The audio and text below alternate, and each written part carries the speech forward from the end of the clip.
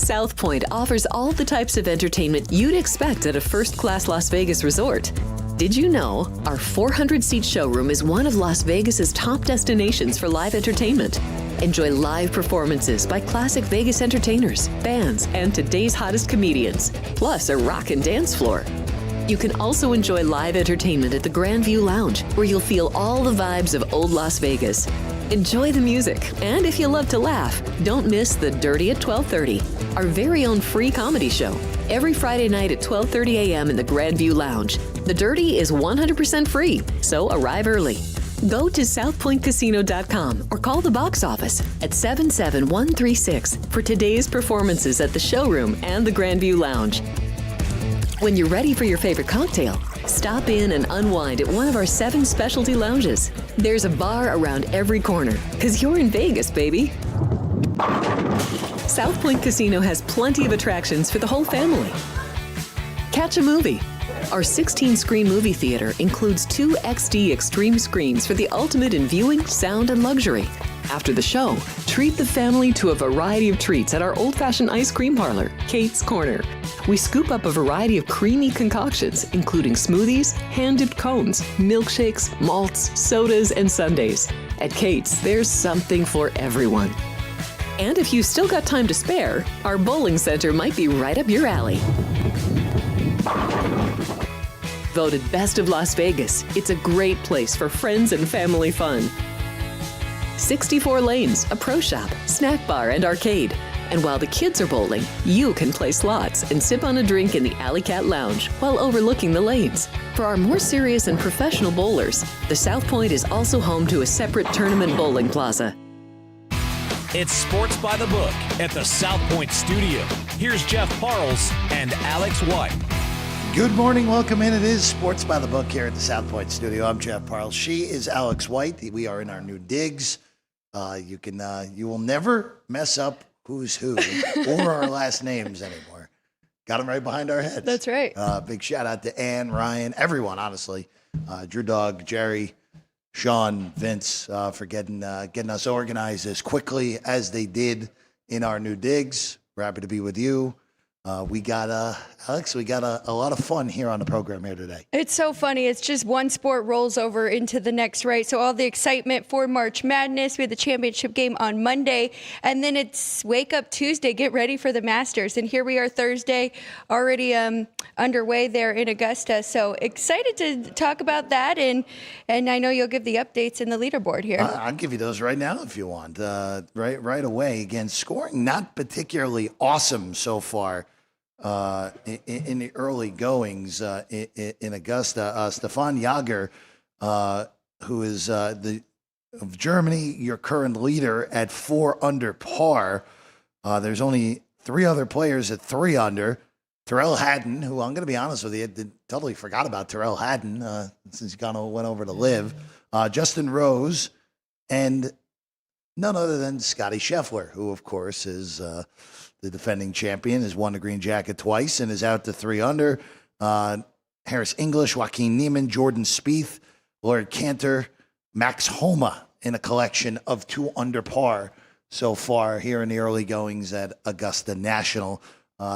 Alex, of course, you were telling me before the show, and you and Barry Phillips did the preview that was up on the channel yesterday. Always big thanks to Barry for coming up. By the way, Jaeger's in the water on 13, so he's going to blow an opportunity on one of the par 5, so he's probably coming back, and will probably be a collection at 3 under as your co-leaders. But Alex, I know you're tying up a lot with the favorite, Scotty Scheffler here, seeing if he can win a second consecutive green jacket. I mean, just the fact that he has not won yet this year, and people are kind of down on him, not playing his best golf, which is also other golfers very good, right? So felt confident with him going into this one. I mean, his number just kept dropping last year the more he won. So I got 5-1. I thought that was great. And then, I had a little fun. Took him with a couple other potential championships coming up here with the Golden Knights, tied him up with the Dodgers. So that's going to be in my account for a while if he does win this. But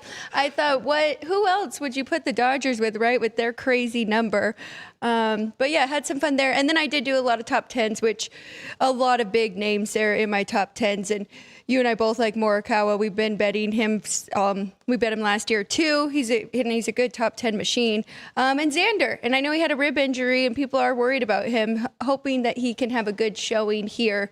But yeah, those are most of them for me. A little bit on Cam Smith and a little bit for him to be the top live golfer, which right now it's going to be tough because they're coming out pretty strong. Keep you updated. Keep you updated through the next 2 days. Also, if you're joining us, this show is now going to be Monday through Friday for the time being. That could honestly be permanent even through the months ahead. But for the time being, Monday through Friday, 10 a.m. Pacific, 1 o'clock Eastern, right here, Alex and I, with our friends. Ryan, if you want to go full set here for a second, right? Well, actually, you can't see it from this, but you're gonna have to believe me on this. Ryan McCormick's jersey did make the wall. See, there we go. Look at that. Ryan McCormick made the wall. So you'll see Ryan up on this desk a few times as well over the next few months with us. If either of us happens to be out in our new setup here, 10 to 11, really as long as we go. Could be shorter, could be longer. Monday through Friday here on the show. Of course, dog days of summer, right? And when we just really have baseball in those tougher months, Ryan's going to be amazing and a big help because he's good at handicapping and betting baseball, and we'll throw some fun angles in there, right? Like home run of the day, strikeouts, and things like that. So it'll be a fun summer.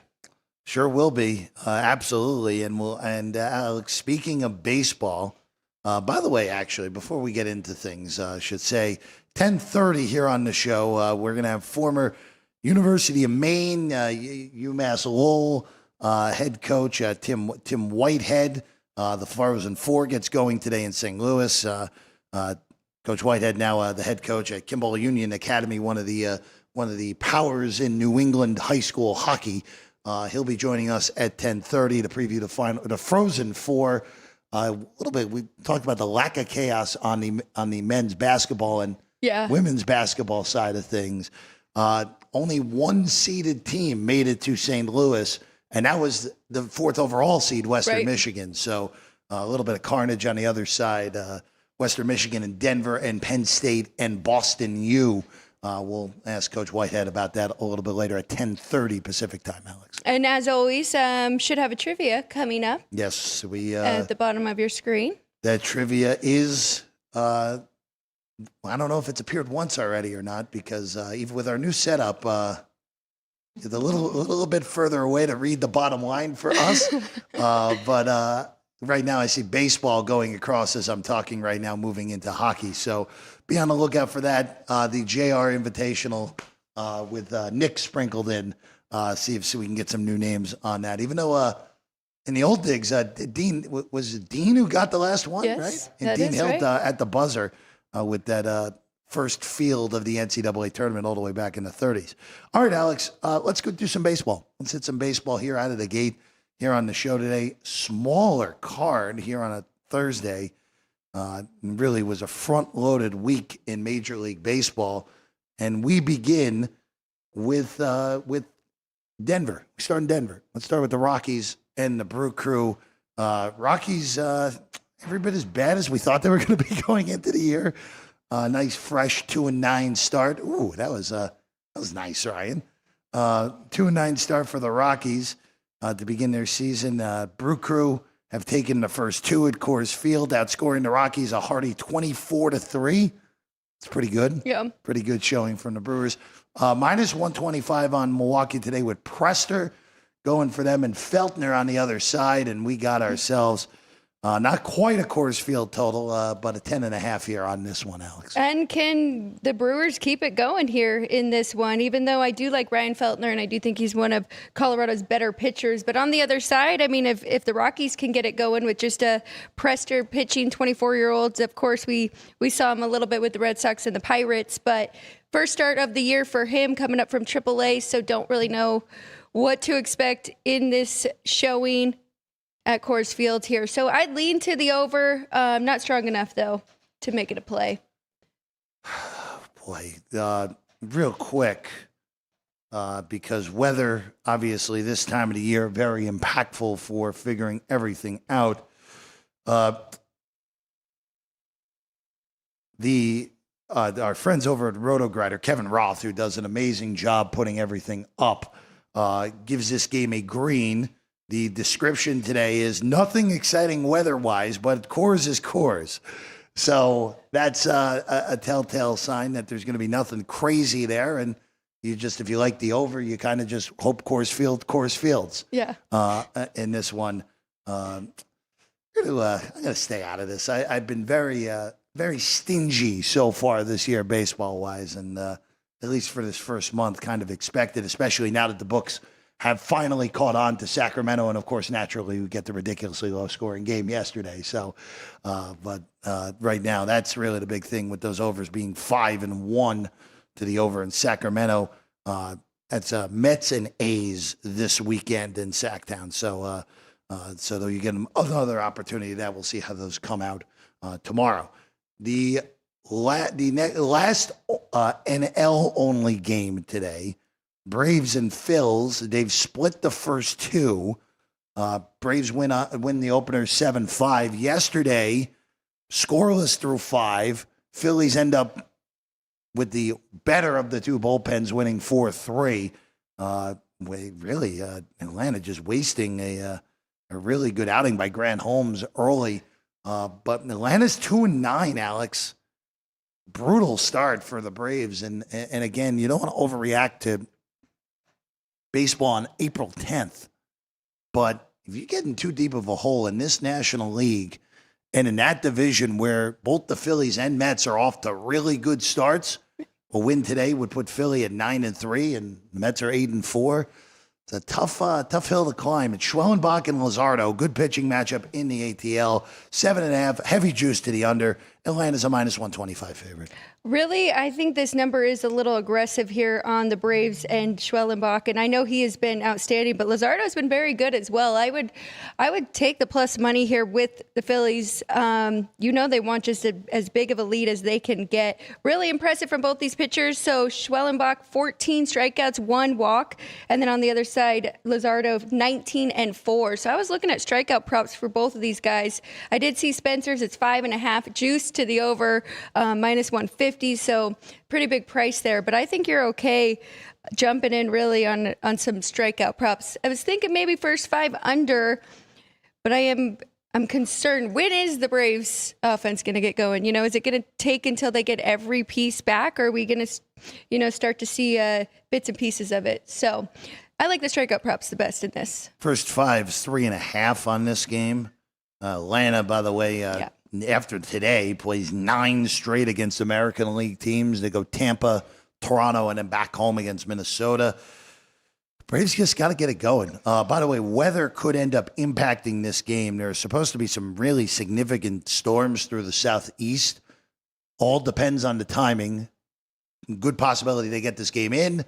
If it comes a little early, could be a little bit of a problem here today. So as always, if we get a game that's a rain-shortened game, check your books, but most totals will not go through unless we get ourselves 8.5 for a full game total.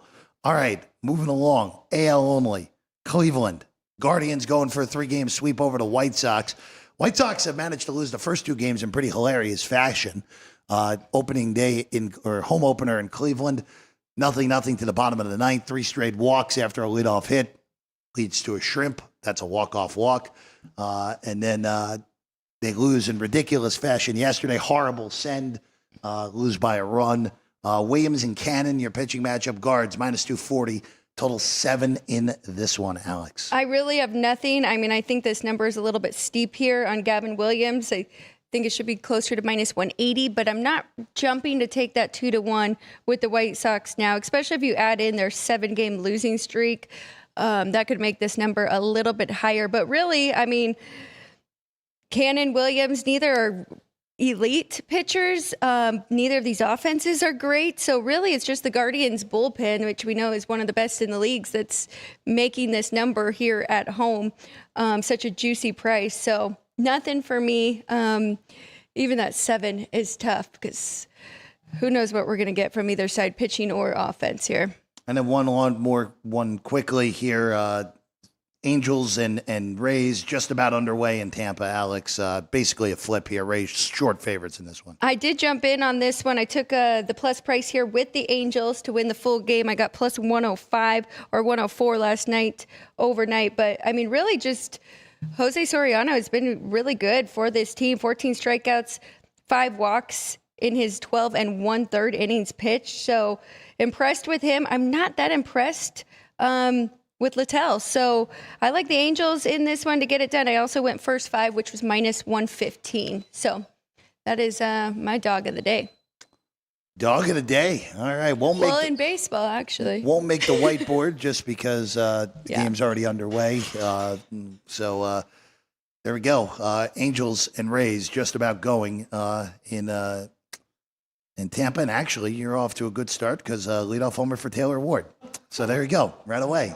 As it happens here on the show, Alex. All right, let's go to Kansas City. Up next, Twins and Royals. Twins just look like they're totally disinterested, and it's pretty early in the year in order to get that. Kansas City, 500.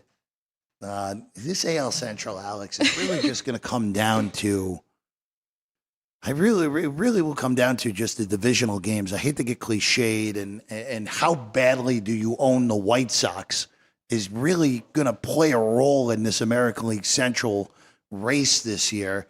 KC 6-6. That's Waka. It's Ober on the other side for Minnesota. Minus 10 on KC, minus 105 on the Twins. 8.5 your total here at the South Point. The Royals have definitely gotten more out of Waka. He's gone deeper into his starts than we've seen from Ober so far. But I do think these two are pretty evenly matched. I really don't have a play on this one. I think that number's just right. It should be a pick 'em. 8.5 right there as well for the total. Nothing for me on this one. Again, stingy early here in the year. And then the Red Sox and the Blue Jays, final one in Beantown tonight. Jays with a nice little bounce back after getting swept in New York. They've taken the first 3 of this 4-game series. Really, last night was the only competitive game, too, which was an extra inning game that Toronto ended up winning 2-1. Alex, it's really ridiculous when a game goes 1-1 to extras and you have the under and you're still kind of sweating it out.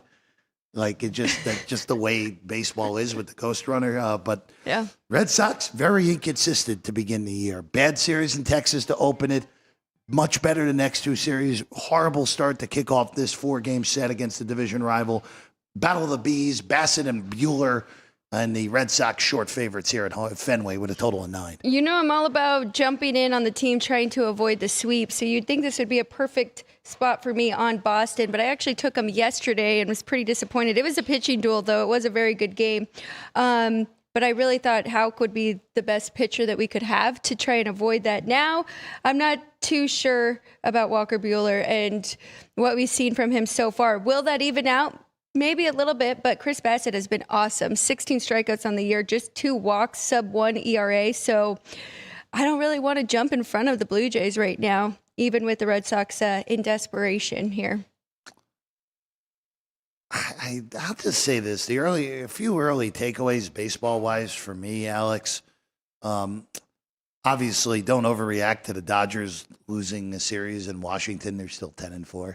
They're still clearly remember, for some people, not us, but there are people out there that like freaking out about early season results, unless if you're in an Atlanta situation where you're digging yourself a hole and it's going to be hard against a really good National League to come out of it if you get too far back. The American League Central's every bit as bad as I thought it was going to be. I think the Tigers are the best team in that division, at least for now. Good young talent. Starting pitching's really good. Really, the biggest question for me is what the Angels have done so far this year, where I had them power rated the bottom 5 team going into the year. 12 games out of 162. This could be their best stretch of it. If they win today, this could be their best 12-game stretch of the year at 8-4. Is this real? In a division that, other than Texas, looks pretty average so far to begin. Houston, their concerns have showed up so far. Seattle can't hit. An American League that's pretty weak. Maybe the Angels finally put it together, Alex, but a long way to go, obviously. It'll be interesting. They definitely have an opportunity here. You're right. Houston 5-0 yesterday and then really just blew that game. Yeah. And the Mariners, same problems, right? We know that they struggle offensively. I will say this, and this will not always work out, but I mean, really pay attention in baseball with the series, because yesterday I had a great off day with knowing that the Yankees, the Dodgers, and the Rangers were all trying to avoid a sweep. So there is opportunity where you can jump in with some of these teams, and even if it's especially if it's like the third game of a series here and these powerhouse teams. The White Sox don't count in those trying to avoid a sweep. I did avoid the White Sox. in those scenarios, I can't really blame you on that. That game underway as well now in Cleveland, no score in that one. We've talked about this, and I know you brought this up when Kenny was here last week. How much do you add when a team is trying to avoid the sweep in your numbers when you're looking at betting those final games of the team trying to avoid it? Just about 20 cents. And I don't know if he moves that a little bit, but that is like the standard that he gave me is 20 cents. So maybe up or down a little bit. But yeah, I mean, you always, just like any sport, all the tangibles go into it, and you're not jumping in with the White Sox. And it's kind of like revenge, right? Where we talk about we're not giving a team that is significantly worse that revenge to beat them. But if they're pretty equal, then that's when you really want to jump in. All right, let's take a quick break. We get back. We have hockey to get to. You see John Morant and Anthony Edwards behind us. We'll at least bring up the implications of that game, even though I know neither of us have a play. But the race to stay out of the play-in in the Western Conference is super-duper tight over the last 4 days of the NBA season. When we get back, Sports by the Book, here at the South Point. We have 11 amazing restaurants featuring a wide variety for every price range and appetite. South Point's Garden Buffet has something for everyone at unbeatable prices. Or, if hunger strikes in the middle of the night, join us at Coronado Cafe. The American menu offers breakfast, lunch, or dinner 24 hours a day, plus a Chinese kitchen for authentic Chinese dishes from 11 a.m. to 11 p.m. From steak and eggs to wonton soup, it's fast and friendly service 24/7. When you need a quick pick-me-up, you can find it at our state-of-the-art Starbucks just inside the main South Point entrance. Order ahead with the Starbucks app for easy mobile order pickups. Or enjoy your favorites in the relaxing dining area anytime, day or night. If you love Mexican food, Baja Miguel's has all of your south-of-the-border favorites. There are dozens of classics to choose from, like fajitas, ceviche, chimichangas, tacos, and more. And for spirit lovers, Baja's colorful non-smoking tequila bar is right outside.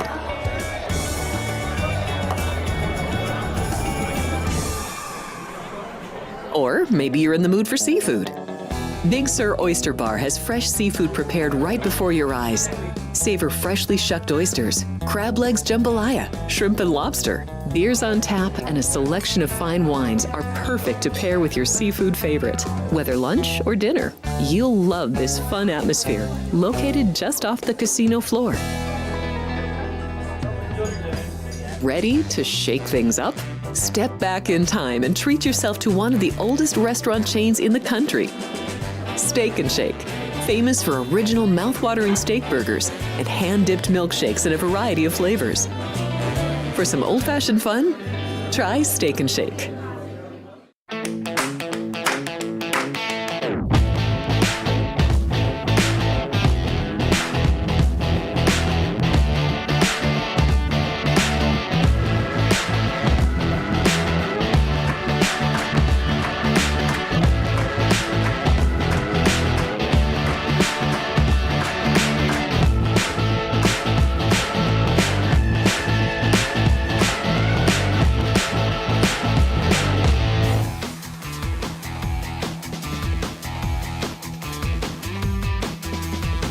Welcome back in Sports by the Book.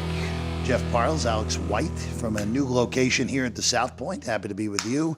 Again, shout out to our crew. They worked their behinds off the last 48 hours plus to get this ready over the last few days. Ann, Ryan, Jerry, Vince, Drew Dog, Sean, everyone, thank you for getting this done as quickly as they did. And looks pretty damn good. I'm going to say that for sure. It looks damn good. Again, you don't even, I was going to say, as Ryan puts up our information in the lower third, you technically don't even need the lower thirds anymore. You see who's who behind us. No, but in all seriousness, those are our socials, of course, on the bottom of your screen. Tim Whitehead, former head coach of University of Maine hockey, 4 Frozen 4 appearances, and also was the Spencer Penrose National Coach of the Year in 2002, will be joining us in the next 10 minutes to preview the Frozen Four coming your way later today in St. Louis. Alex, let's begin. Before you get to NBA, I have a slight detour here. I'm going to check in with the chat because we do have quite a few people that have commented on this. Absolutely, please. So JR is in here, and he's actually said he's in Cleveland for the next 2 weeks. It's its annual visit to see his family. He wanted to go to the White Sox and Guardians game today, but it was too cold, so he's going to watch on TV. He answered my question of what does one do for 2 weeks in Cleveland if they don't live there. Now it makes sense. Now it makes sense, yes. So we will miss him at the ballpark coming up next week for our next homestand there. But Vince, Robert Long is back. He had a comment. Keith Lyle's in here. Hello, Keith. Welcome in Tacoma. And Jerry, looks like that might be it. And Attila, of course, from the ballpark as well. So hello to everybody. Thank you for chiming in. Let's go to the NBA, a place we have not been very often in the last few months, but we're down to 4 days in the regular season, so we're simplistic here. We get to use that graphic still too, which is nice. We know the 20 teams that will be potentially going to the NBA playoffs. The Suns were officially eliminated last night after what was a true disaster for Phoenix this year. Yeah. True disaster.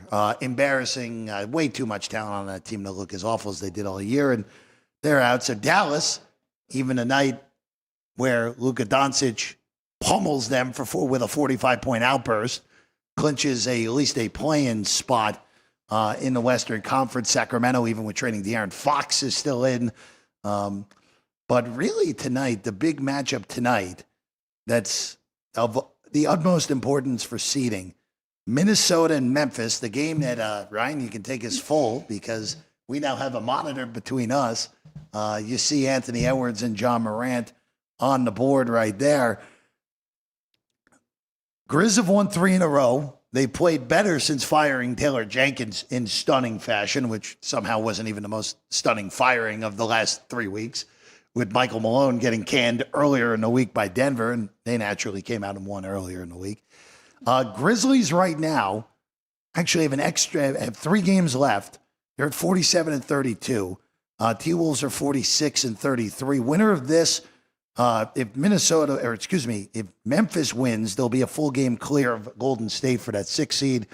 If Minnesota wins, we got a 3-way tie at 47-33 with 2 games to go for really, again, huge difference between 6, 7, and 8.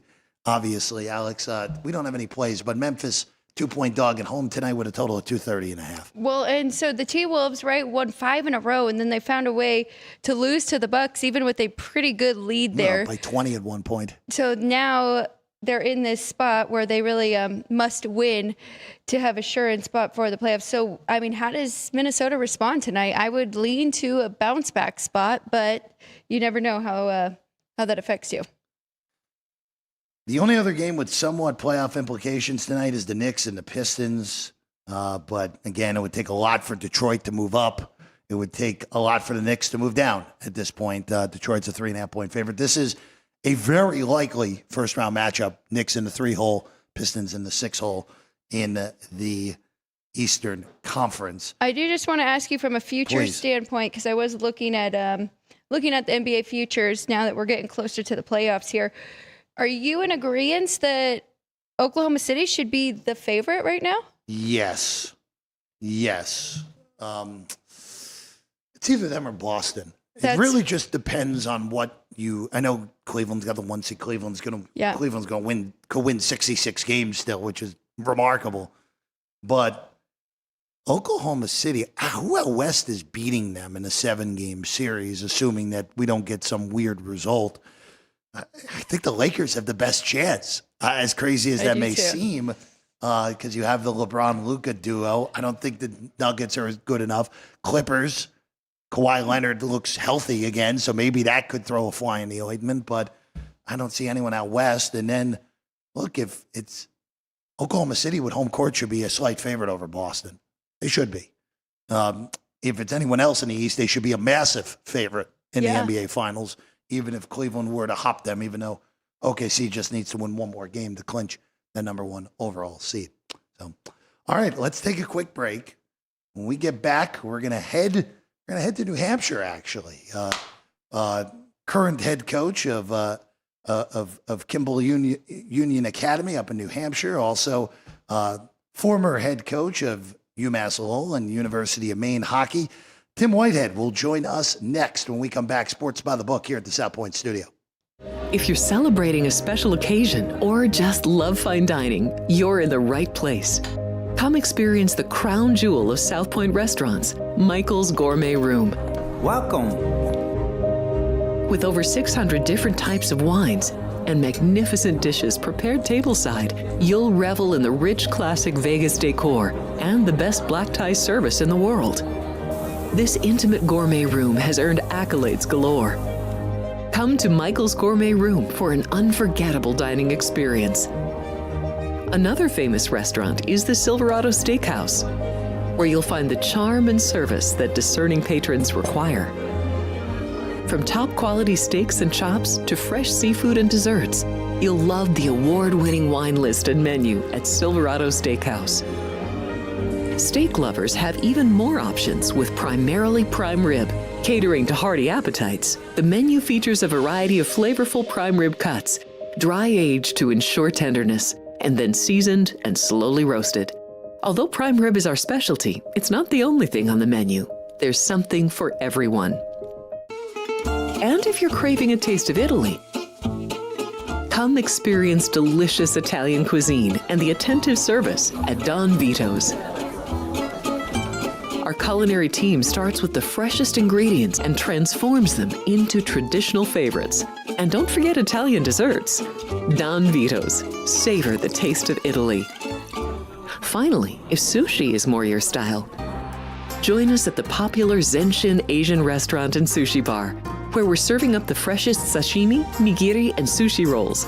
And beyond the sushi, an exciting contemporary Asian cuisine menu, plus a variety of specialty drinks, Japanese and domestic beer, wine, and sake. Balance your hunger with Zenshin. South Point Casino has plenty of attractions for the whole family. Catch a movie. Our 16-screen movie theater includes 2 XD Extreme screens for the ultimate in viewing, sound, and luxury. After the show, treat the family to a variety of treats at our old-fashioned ice cream parlor, Kate's Corner. We scoop up a variety of creamy concoctions, including smoothies, hand-dipped cones, milkshakes, malts, sodas, and sundaes. At Kate's, there's something for everyone. And if you've still got time to spare, our bowling center might be right up your alley. Voted Best of Las Vegas, it's a great place for friends and family fun. 64 lanes, a pro shop, snack bar, and arcade. And while the kids are bowling, you can play slots and sip on a drink in the Alley Cat Lounge while overlooking the lanes. For our more serious and professional bowlers, the South Point is also home to a separate tournament bowling plaza.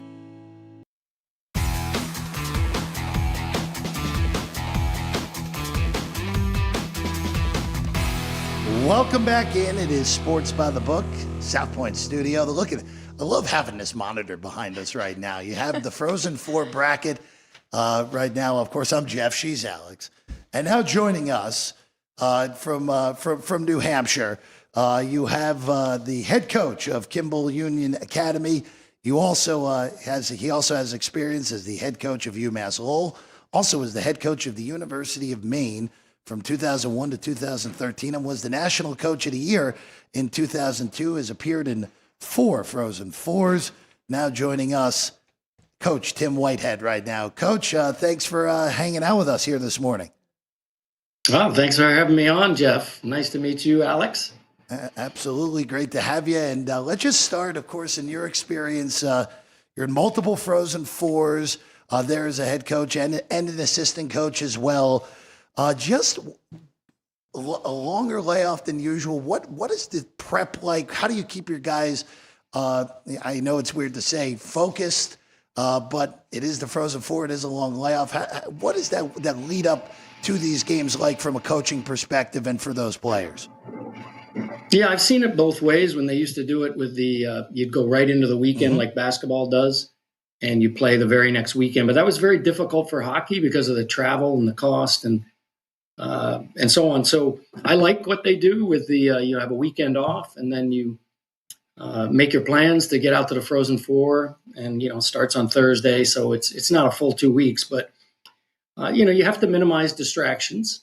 Obviously, that helps for the players anyway. It's inevitable there will be some distractions with media and ticket list and the things that are a little bit more intense than they are during the regular season. And even in your, for us, it was Hockey East. So in our Hockey East playoffs, it was still a pretty big deal in Boston with the media and everything, but it's another level going forward. So you warn your players about that. And again, the more times you get there, the less stress it is. We were fortunate to get there 4 out of 6 years, 3 out of 4. And so some of our veteran players understood what to expect and could share that with their teammates. But for teams like Penn State and Western Michigan, that's not the case. So that'll be it doesn't mean they're going to win or not win or whatever, but it is something to consider for your players. You want the routine to be as normal as possible, but you can't be fake about what to expect. I just want to ask you what your overall thoughts are with the field here. And Jeff brought it up with basketball. I mean, it was all chalk, 1 seeds making it to the Final Four. And then with hockey, we have 1, 2, 3, and 4. And you mentioned it, Western Michigan, 4th overall, being in this spot. And then we have the defending champions here with Denver. Yeah, it's a great field, I think, because you have the so-called hockey blue bloods with Denver and BU. And then you've got couple first-timers, Western Michigan, I think. Maybe they've been there before, way back. And Penn State, of course, in their first Frozen Four. So I think it's great for the game, and no different than, just coming off the NCAA basketball tournament. It's so great to get those new teams in there along with the regular suspects. So I like the mix. I think it's going to be highly competitive. That's for sure. And each game is shaping up a little differently, and this might be your next question, I'm guessing, but BU and Penn State, they've never played before. A Big Ten team and a Hockey East team, which normally you cross over at some point. But I believe, if I'm correct, I think this is the first time they've ever played. And then you have Denver and Western Michigan, who played 2 weeks ago in the NCHC championship game and went to OT. They know each other pretty well. They played several times during the year. So I'd say each of the semifinals is different, of course. So actually, you know what, I want to piggyback on what you just said, and we'll take the familiarity portion of this with DU and Western Michigan. By the way, you were right. It is the first ever Frozen Four appearance for the Broncos. Pioneers, of course, defending champs, no strangers, one of the best programs in college hockey. But how does that familiarity play here in this big of a spot? We see it in the basketball tournament where, again, the old cliche, hard to beat a team 3 times. I'm not a big believer in that, but sometimes that does play out. But with these teams seeing each other multiple times through the year, including a high-leverage championship game, how does that impact how you think these teams match up? Yeah, it does help in your preparation. We played over my, 12 years at Maine, in the NCAAs, we faced a Hockey East opponent 4 times, in the NCAAs. And we were fortunate to come out on top all 4 times. But a lot of it was because we knew them so well. So you could really prepare And a lot of times we were the underdog, and that helps too. You've got kind of a mental advantage, a little more pressure on the favorite. But that's the big difference is your coaching staff is not as stressed about, oh, what the heck does Penn State do? So they know each other. And obviously in today's game, there's even more video, but that's the big difference. I think, Denver and Western Michigan, their coaches don't have a ton of extra preparation as far as with their opponent. And then they have to decide, hey, do we do something different? It went to OT, and they match up pretty well. So you want to be careful not to throw in an entirely new forecheck or something crazy. But at the same time, it does help you and helps with the stress level for your players too. But on the flip side, Penn State and BU, I mean, those guys have to pour over video. And, fortunately, you want to take a couple days off right after the regional, so your coaching staff, that's what they're doing. Your head coach and your assistants. And again, trying to, now guys have director of hockey ops and, all kinds of different support staff. So it's a little bit easier, but it's still a little stressful particularly when you don't know the matchup. And then what you'll have to do in advance, of course, is prepare for the next game in hopes that you win. So while I say Denver and Western Michigan don't have to prepare as much, they definitely are going to know, and they're going to do a really good job on their potential Saturday opponent, which is an advantage probably over BU and Penn State, which are dialed in on their first game a little bit more. Which might even be a little bit of an advantage to Denver, who has been in this situation before. And that's kind of my question here.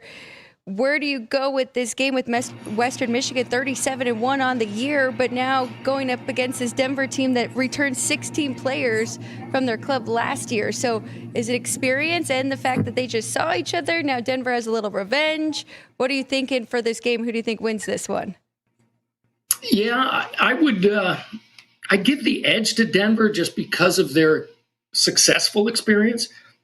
Having said that, there's something to be said for Western Michigan, knowing, hey, even though we're ranked high, we're essentially the underdog. It's our first time through.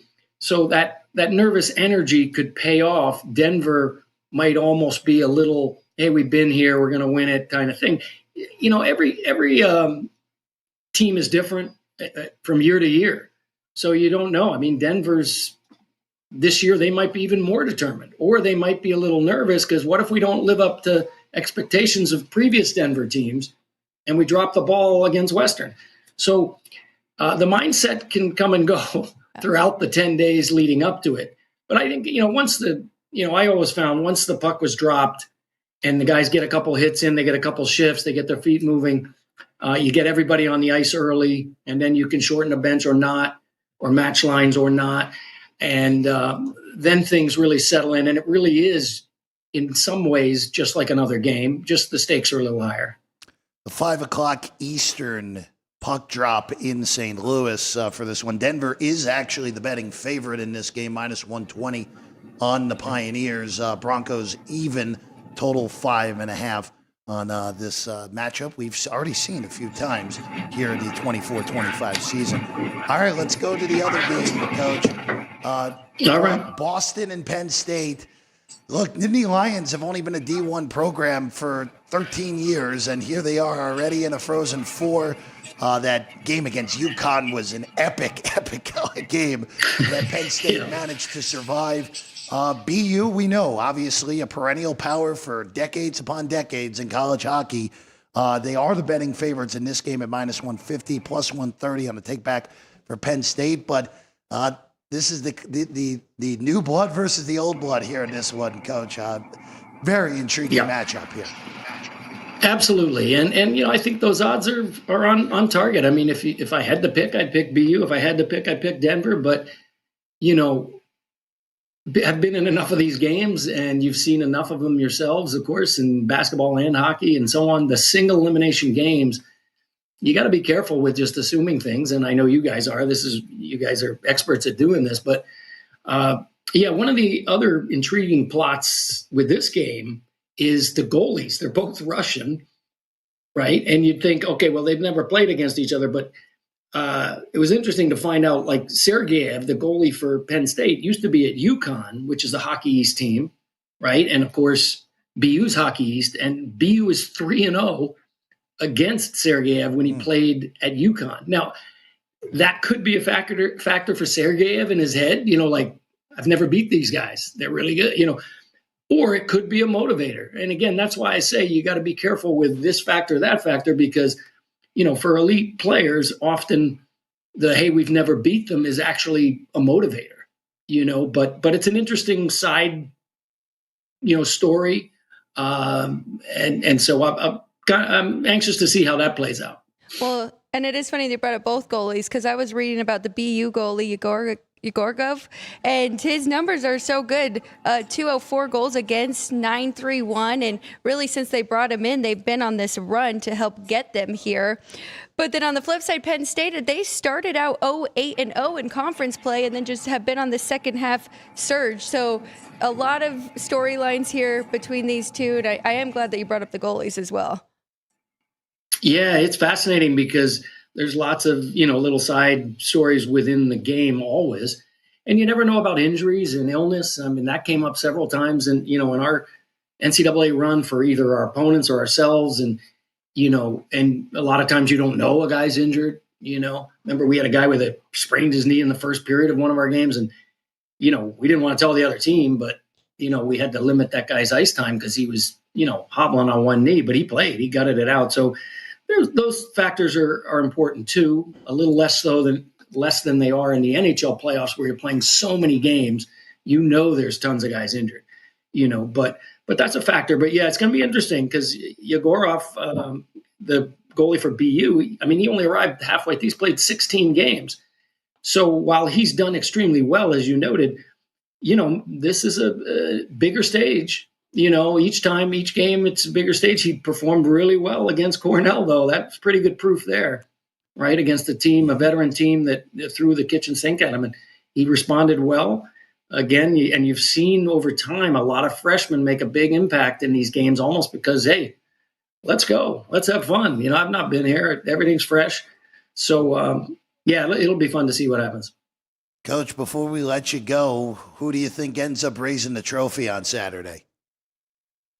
Yeah, I mean, as a guy who was in Hockey East for 22 years and, college hockey for 25, all in the East, I'd love to see BU do it. We had, there were 6 Hockey East teams that made it, and we're down to 1 now, kind of opposite of the NCHC that only had 2, and they both made it to the Frozen Four, so it really tells you, like, it's a toss-up of which of the 16 are going to make it. But, I could see a BU Denver. I could see the traditional teams making it, but it'd be exciting if one of the other 2 made it. I'll tell you that.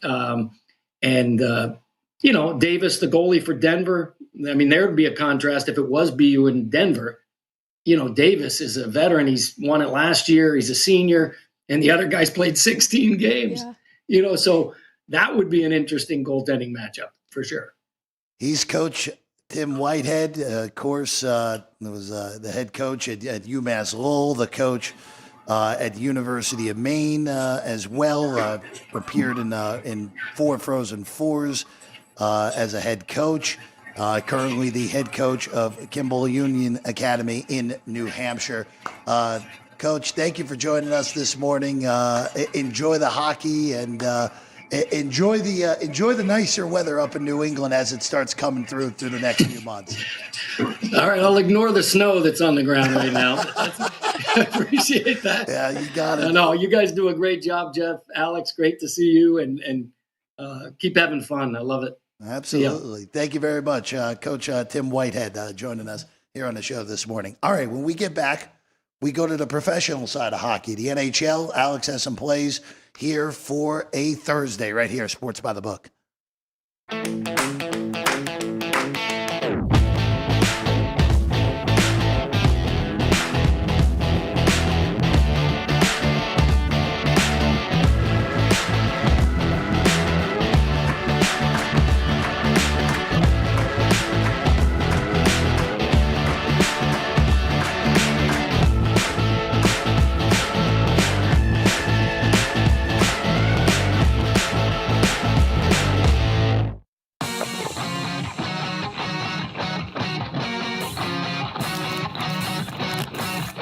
Once you've satisfied your hunger, get ready for more of the hottest casino games in Vegas.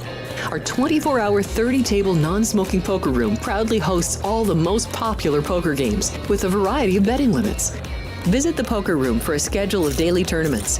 Whether you're going to hold 'em or fold 'em, the best place for poker is at South Point Casino. You'll notice that our craps tables are usually the loudest in the casino. If you've never played, join one of our free craps lessons to find out what makes this game so exciting. Check with the craps dealer for schedules and give it a roll. Bingo is also an exciting way to spend your time. We offer 7 sessions of bingo every day. Bingo! And each session includes a cash ball jackpot, 12 bingo games, a progressive double action game, and a $10,000 bonus coverall. Electronic units are available. If you haven't played bingo with us, give it a try today. Guests can also get in on the action at our one-of-a-kind race and sports books, 2 separate rooms designed to maximize your experience and comfort. Our sports book, with over 400 seats, puts you right in the middle of the action, 24 hours a day. The friendly ticket writers are happy to help, and it's conveniently located next to the famous Del Mar Deli, where you'll find supersized portions of delicious deli items like roast beef, pastrami, and Reuben sandwiches, or soups, salads, and pizza, plus spectacular desserts fit for a king. And right next door is the race book, over 150 seats, each with its own TV screen. There are 16 interactive player terminals, so you can bet right from your seat.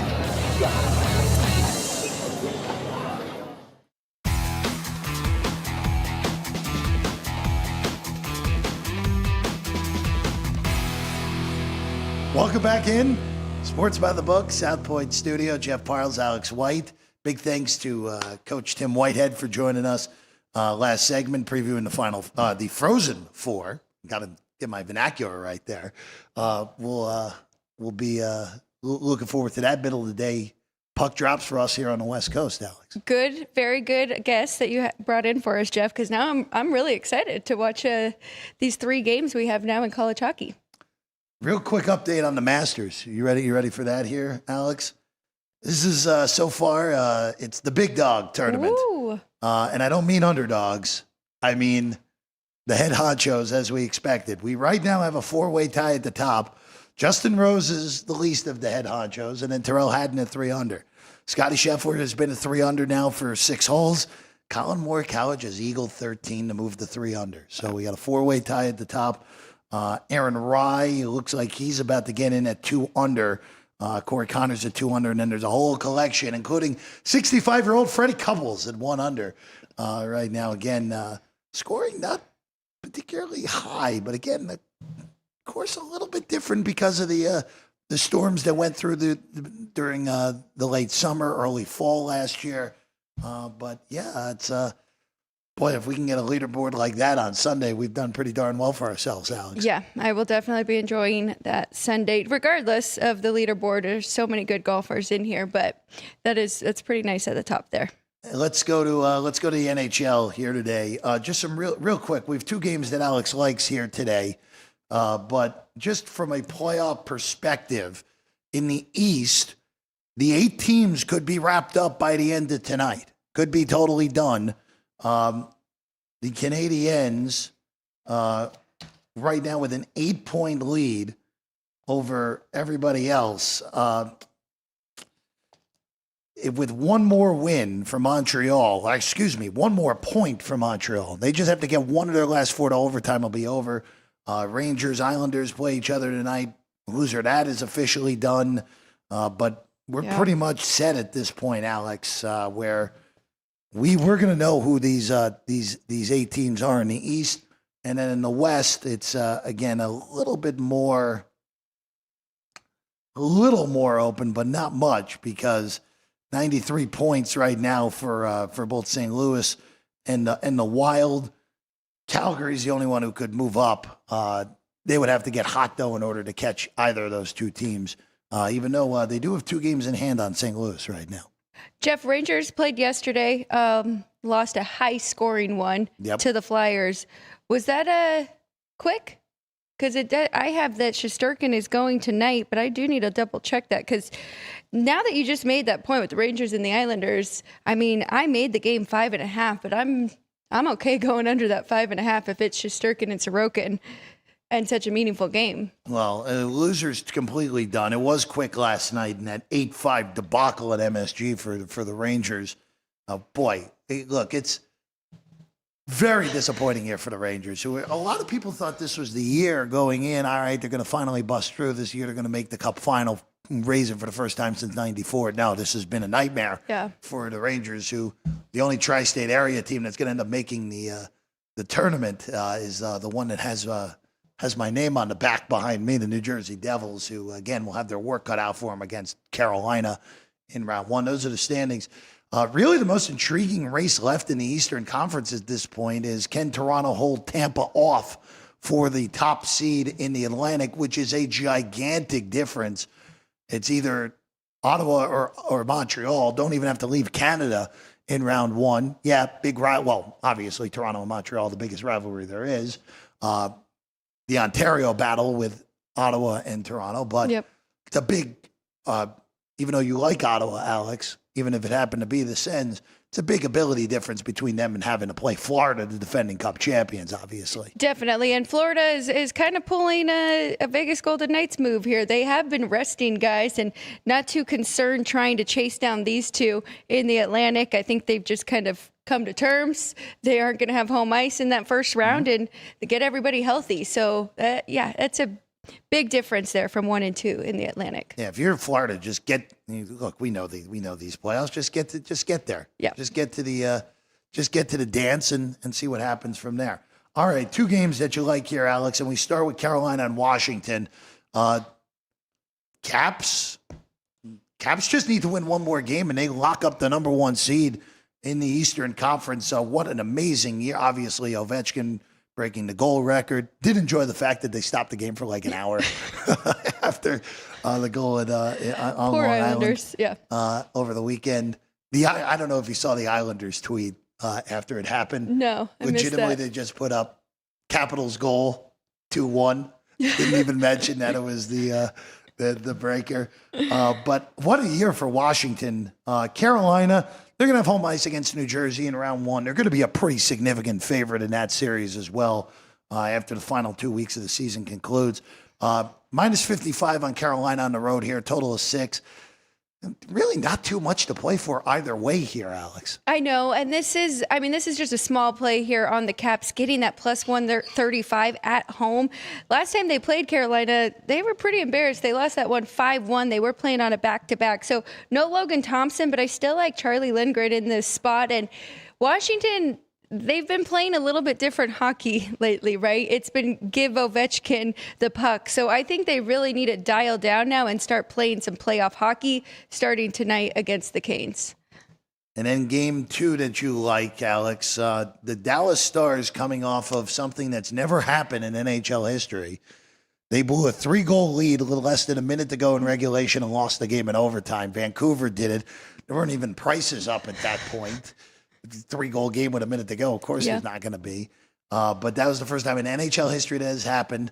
They look to bounce back against the Jets. And look, for Winnipeg, that point that Dallas blew was pretty gigantic in the race for the number 1 seed in the West, where this would have been a big-time pressure cooker. Hey, we got to get 2 tonight. If you get the game to overtime and Dallas makes the margin 3 with 3 to go, I'd feel pretty good if I'm Winnipeg. Again, the winner, the number 1 seed in the West, more likely than not, is going to get the President's Trophy. But there is a big difference here between playing Colorado or whoever gets that 8 seed between St. Louis and Minnesota, Alex. Just like you were talking about there, with the Eastern Conference, I mean, really big difference there. If we get Colorado and Dallas in the first round, I mean, that is just crazy for the Western Conference to get started there. I like this game as an in-play game here. I'm going to look at it because I actually made the total 6, and that's because as good as both of these goalies are, which they are fantastic, these teams can score. So if there's no scoring in that first period, I'm definitely going to look to jump over a 4.5 for the game. And if they come out hot, like we saw, I remember one of the Knights and Dallas games, there was like 3 goals in that first period, jumped in on the under, and there was like 5 goals total in the game. So it's going to switch up depending on how that first period starts. I'm going to look to jump in game. All right, let's take a break. When we get back. Well, I really don't have a whole lot. I mean, I have the Angels, which is already going. Oh, we can even. And I got the Capitals at plus 135. And well, if you want to make it official and write it on the board, it's official. And then we can actually we don't even need the break, and we can get out of here for today. By the way, real quick, Alex, Angels and Rays, which is underway, is 2-0 Los Angeles after 3. So you're off to a reasonable start. Okay. In Tampa, well, it's no longer St. Pete's and Steinbrenner Field's on that other side of the bay. All right, Alex. I don't even have a title today. You don't even need it. You got it. There we go. Let's check my spelling. How'd I do? You're good. Okay. You're good. So 2 plays for Alex White. Oh, that is going to be fun on the lighting, isn't it, Ryan? Well, I just want to see how it looks. Go ahead. We can hit the whiteboard there, but that's going to be some. That looks fine. Wow, yeah. Doesn't look too bad. 2 plays for Alex here that have not already gone. Go ahead, Alex. Okay, so we're going Washington Capitals plus 135 at home against the Canes, and then Spencer Schwellenbach over 5.5 strikeouts today. There we go. Well, Schwellenbach goes against the Phillies later today. All right, we're back tomorrow. Full baseball card. We'll update you on the Masters, hockey, NBA. I was going to say college basketball, but no more. Congratulations to anyone who had a Florida ticket, your dad especially. Did he end up hedging out of it or no? He did take a little bit of Houston. Didn't really even have an opportunity to take points during the game either. It wasn't even like one of those. No, but I did. I hope you did too. What, with Florida? Yeah. Oh, I did not. I never realistically thought that Houston would blow that game when they were up double digits. I figured it was going to get closer, but didn't do it. And that's exactly what my dad said to me when I called him after the North Carolina-Kansas game. He's like, no, I never thought that they were going to blow that lead. So I heard that in my head at halftime. I was just waiting for some points there with Florida. It's interesting. That game I loaded up on Kansas at halftime. That was, of course, the largest halftime comeback in national championship game history 2 years ago. 3 years. Wow, that was 3 years ago now. Doesn't feel like it was that long ago at this point. But again, congratulations to Florida, anyone who had those tickets, ranging as high as 75-1 before the season. Yeah. So congratulations to anyone who had a bomber ticket on the Gators who win their third title earlier in the week. And also, we didn't mention this earlier, congratulations to anyone with a UConn ticket who kind of slow start, flew under the radar, and then just annihilated everything in sight through the NCAA tournament, where the closest game they had was the Juju Watkins-less USC Trojans in the Elite Eight. So credit to Gino and Paige Beckers and company and UConn. Hey, we're going to be handicapping WNBA soon. Yes, you we ready are. for that? I am. It'll be a lot of fun. It should be an amazing year in that league as well. Shout out to everybody who got this set up as quickly as they did. Ann, Ryan, Jerry, Sean, Vince, Drew Dog. Great job. Set looks great. We're happy to be here. We're happy to still be on the air as well here on Sports by the Book. So, Alex? Trivia? Did we have we didn't do trivia. Did anyone get it today? We do have an answer correct on trivia. All right. I gotta pull it. Thank you for doing that, Alex. I would have totally forgot our Masters-related question here today, which was, which player won their first of 3 green jackets at the Masters on this date in 1949? And that, of course, was the great Sam Snead back in 1949, and JR got it. Surprising that JR got it, right? I'm shocked, yeah. But JR got that. Snead, of course, went on to win in 52 and 54 as well. One of the greats to do it in that era or any era, Sam Snead. So there you go. That was your answer for the trivia question here today. All right.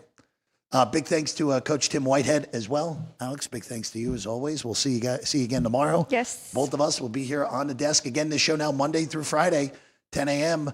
Get you going. We'll get you going for everything in the day in sports betting right here on Sports by the Book here at the new South Point studio.